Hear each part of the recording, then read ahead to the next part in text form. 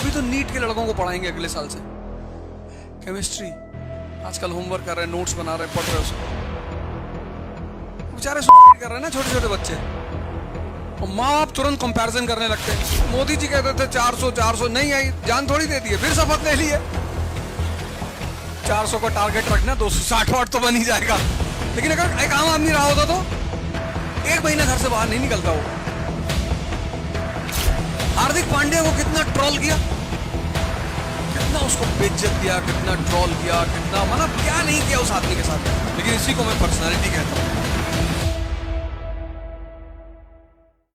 अभी तो नीट के लड़कों को पढ़ाएंगे अगले साल से केमिस्ट्री। आजकल होमवर्क कर रहे हैं, नोट्स बना रहे हैं, पढ़ रहे हैं उसको। बेचारे सुसाइड कर रहे हैं ना छोटे छोटे बच्चे, जल्दी प्रेशर में आते हैं, दबाव में आ जाते हैं, घबरा जाते हैं। छोटे बच्चे हैं ना, 14 साल 15 साल से तैयारी कर रहे हैं, तो वो बहुत कच्ची सी उम्र है, उसमें वो बहुत जल्दी इंपेशेंट हो जाते हैं, और माँ बाप तुरंत कंपैरिजन करने लगते हैं। मेरी एक बहन है, उसकी बेटी है बड़ी, वो बहुत रहम है मालिक का, शाजो। तो उसकी बड़ी बेटी है, उसके 672 मार्क्स आए सेकंड अटेम्प्ट में नीट में। और शाजो के बड़े भाई हैं दानिश, दुबई में रहते हैं, उनकी बेटी है माहा, उसके बेचारी के 590 के आसपास आए।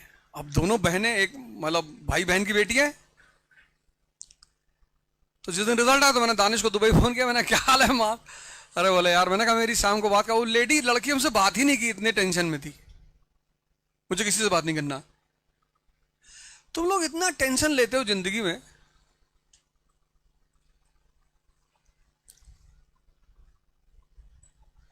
मोदी जी कहते थे 400 नहीं आई, जान थोड़ी दे दी है, फिर शपथ ले ली है।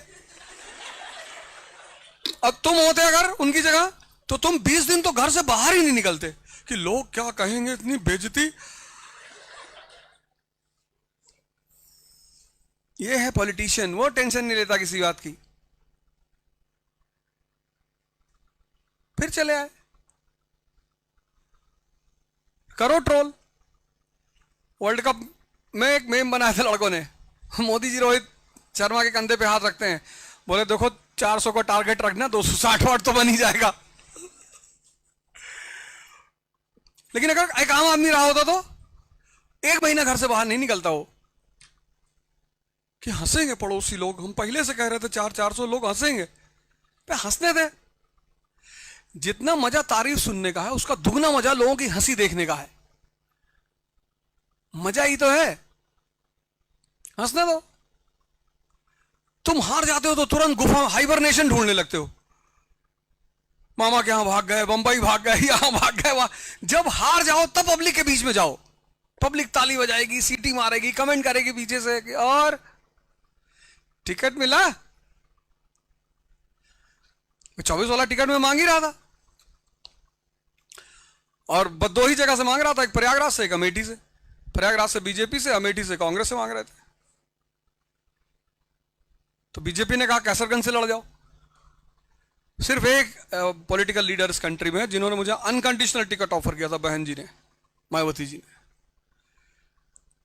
वो सब लोग कहते ना कि वो पैसा मांगती, कोई पैसा नहीं। हमसे कहा कि पैसा खर्चा करेंगे, मैन पावर, मनी पावर सब लगाएंगे, आप लड़ो फूलपुर से। फूलपुर एक सीट है यूपी में, इलाहाबाद के पास।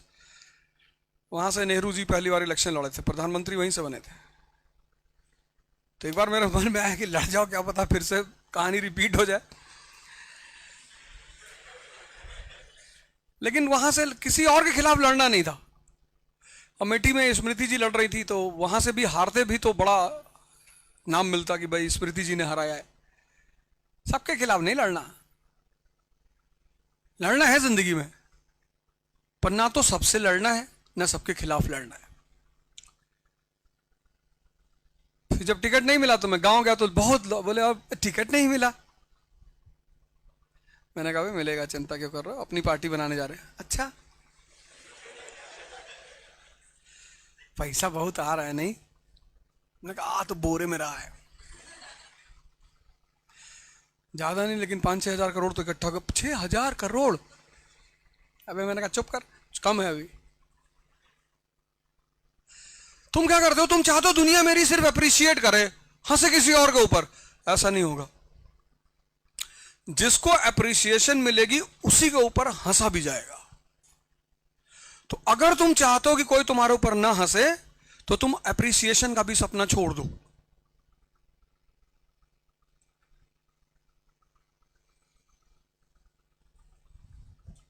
अगर बचपन से नीम की पत्ती खाए होते ना, तो जवानी में मीठा नहीं छोड़ना पड़ता। लेकिन पैदा हुए तब तो शहद चटाया गया। आदमी की जिंदगी मीठे से ही शुरू होती है, और एक समय ऐसा आता जब डॉक्टर कहता कि अब मत खाना। अब ऐसा करो, करेला और जामुन, बारिश हो रही ना तो डायबिटीज के पेशेंट जामुन ढूंढ रहे होंगे। करेला, जामुन, गुड़मार, सब डायबिटीज की दवाएं मानी आती। और बोले उसमें 4-5 नीम की पत्ती। अभी तो बहुत सारे जूस वेंडर खड़े होते हैं, मतलब पुणे में भी कई जगह होंगे जो एलोवेरा और घिया लौकी वगैरह मिला के जूस बनाते होंगे। और वहां तुम जाओ सुबह सुबह, जहां जूस बन रहा है ये करेला वाला, सब 40+ वाले खड़े हैं, सब कि मेरा तो 250 है, कोई कह रहा 300 चला गया था शुगर। लेकिन अगर बचपन से खाए होते तो दोनों पैरेलल चलेगा। एक से बचना चाहोगे दूसरा मिलेगा नहीं। अगर बुराई से बचना चाहते हो तो तारीफ कभी नहीं मिलेगी। यही इंडियन टीम को कितना गाली दिया इंडिया ने जब ये लोग वर्ल्ड कप हार गए। और इनको दिया तो दिया, मोदी जी फंस गए, वो बेचारे देखने गए थे।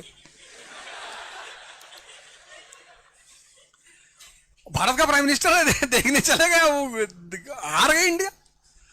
हार्दिक पांड्या को कितना ट्रोल किया, कितना उसको बेइज्जत किया, कितना ट्रोल किया, कितना मतलब क्या नहीं किया उस आदमी के साथ। लेकिन इसी को मैं पर्सनालिटी कहता हूं। यही तो जीवन में काम आती, परसेंटेज कहां काम आता है। हार्दिक पांड्या खड़ा होकर स्टेडियम में दिखाता कि मेरा 99.8% है 10th में, मुझे मत ट्रोल करो, देख लो। और करते सब